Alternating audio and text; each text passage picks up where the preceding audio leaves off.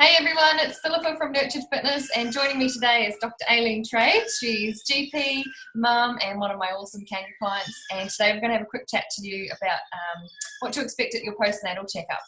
So first up, Aileen, why is the 6-week postnatal checkup so important? Yeah, so it's really important. You've been through a major life event, and it's really important to actually get a checkup about 6 weeks after you've had the baby. There's a whole range of different things that the doctor will cover with you, and important to remember to look after yourself as well. A lot of people remember to take their child in for their 6-week check and their immunisations, but don't forget you can't look after your child unless you're looking after yourself as well. That's right, you're so important, mum, so make sure you're putting yourself at the top of that list again. Now, I've heard all sorts of different experiences from mums what they've had at their 6-week checkup. What should we really expect? Yeah, so as I said, there's a range of different things that are probably the doctor will want to talk to you about the birth, so whether it was a natural birth or whether you had any sort of surgery or instrumental birth, whether you're having any issues since the birth, how you're going with being a mum, so especially if it's the first time or if it's a multiple, another delivery, it's important to find out. They're going to want to talk to you about contraception, whether you want to have any more kids just yet or maybe later.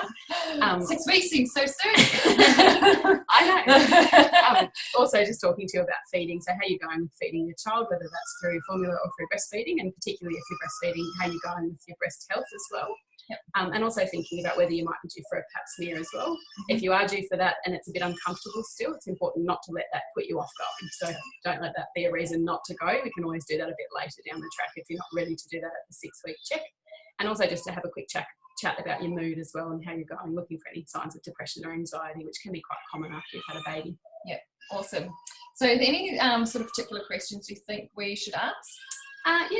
Important to be able to ask for any advice that you want from your doctor. So don't be afraid if you've heard things from other mums, if you've heard things from friends, family. There's often a lot of conflicting advice out there, particularly being able to look stuff up on the internet as well. So any questions are fair game. Just don't be afraid to ask so you can get some reliable information and make an informed decision. Yeah.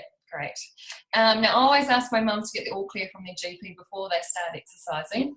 So if they do get the all clear, what exactly does that mean?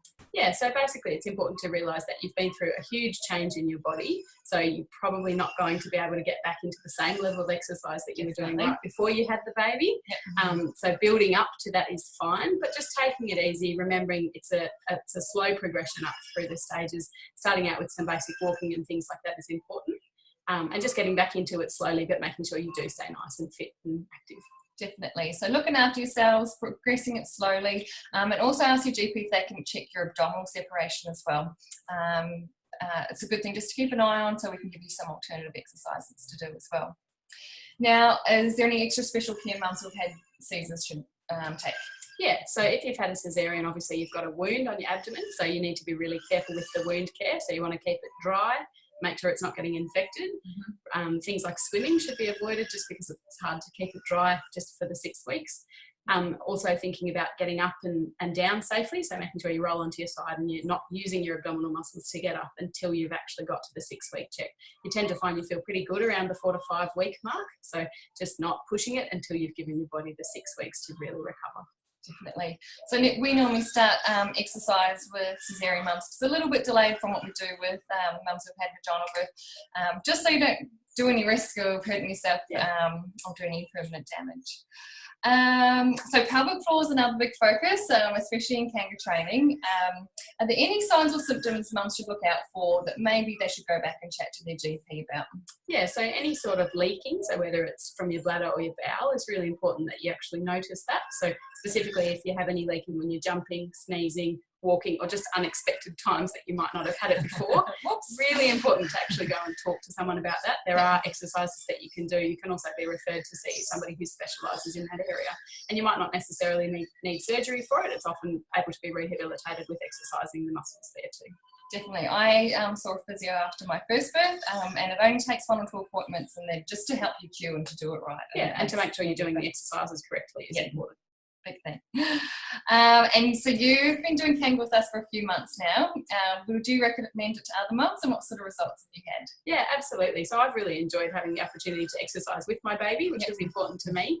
I have noticed my abdominal separation has got a lot smaller. It's still there, but it's much smaller. Takes time. It does.